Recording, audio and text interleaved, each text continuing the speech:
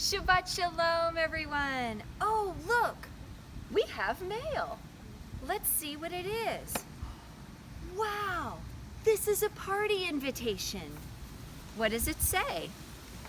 It says, by decree of the king, you are invited. It's a wedding banquet. It's for the son of the king on the day the king sets.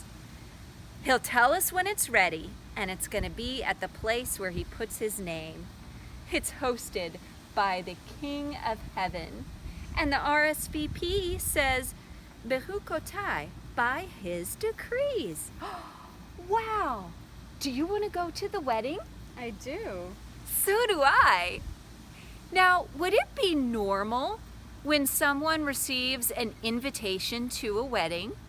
Would it be normal for someone to hunt down the male person who delivered the invitation and beat him up?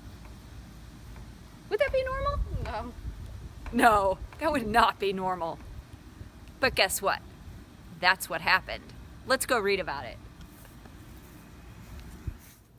So when we received an invitation to the wedding in the mailbox, that would have been like the prophet delivering a message, and then we ran out and killed the prophet who delivered the message, who was our mailman.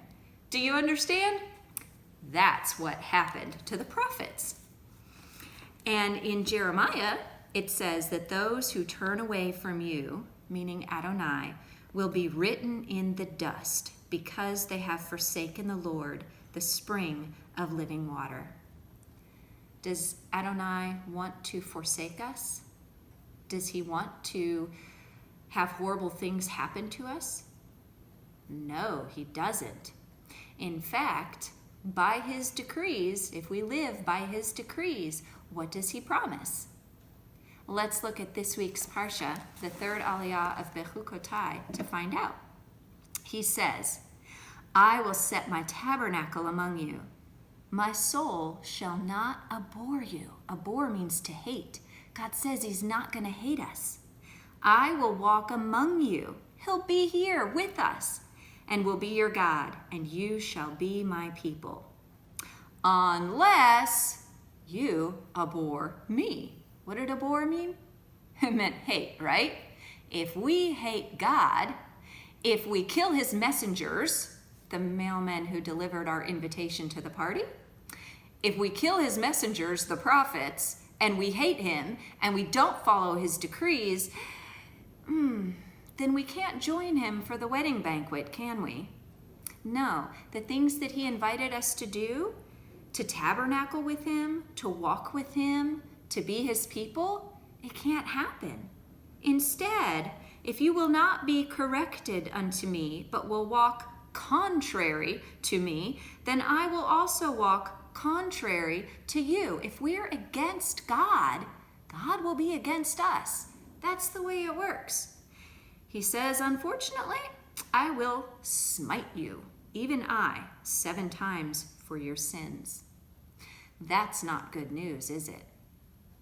But there is some hope, because we all mess up, don't we? But there is a way back.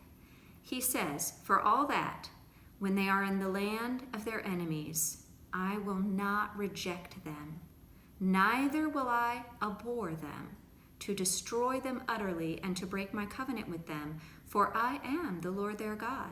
For their sake, I will remember the covenant of their ancestors whom I brought forth out of the land of Egypt in the sight of the nations, that I might be their God. I am the Lord.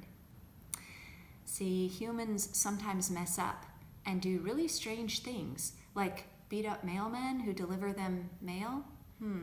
That's like the ancient Israelites beating up the prophets who delivered the words of God and the invitation to good things, like a wedding banquet with his son. And when we do bad things against God, bad things happen because that's the way he has set up the world. But how do we get back to God? How do we get to the place where we walk with him and he lives among us and we are his people? Go to the wedding banquet of his son. Accept the invitation. Where'd that invitation go? Here it is. Let's RSVP Bechukotai by his decree. B'Shem Yeshua. Shabbat Shalom.